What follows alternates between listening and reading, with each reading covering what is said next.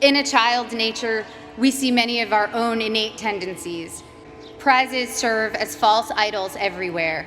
Prestige, wealth, fame, power. You will be exposed to many of these, if not all. Of course, part of why I was invited to come speak today, beyond my being a proud alum, is that I've accrued some very coveted toys in my life, including a not-so-plastic, not-so-crappy one, an Oscar. So we bump up against a common trope, I think, of the commencement address, people who have achieved a lot telling you that the fruits of achievement are not always to be trusted. But I think that contradiction can be reconciled and is in fact instructive. Achievement is wonderful when you know why you're doing it, and when you don't know, it can be a terrible trap. To be or not to be is not the question. The vital question is how to be and how not to be. Sometimes your insecurities and your inexperience may lead you to embrace other people's expectations, standards, or values. But you can harness that inexperience to carve out your own path, one that is free of the burden of knowing how things are supposed to be, a path that is defined by its own particular set of reasons.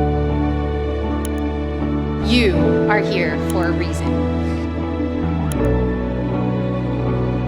If I had known my own limitations, I never would have taken the risk.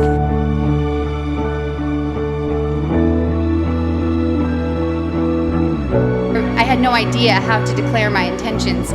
I couldn't even articulate them to myself. I'd been acting since I was 11, but I thought acting was too frivolous and certainly not meaningful. At the age of 18, I had already been acting for 7 years and assumed I'd find a more serious and profound path in college. Overwhelmed with what I was supposed to pull off when I could barely get myself out of bed in the morning. It's not about quantity, it's about taking pleasure in the perfection and beauty of the particular. I'm still learning now that it's about good and maybe never done. That the joy and work ethic and virtuosity we bring to the particular can impart a singular type of enjoyment to those we give to, and of course to ourselves.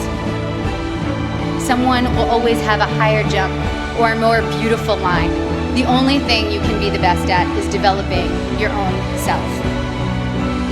I was able to own my meaning and not have it be determined by box office receipts or prestige.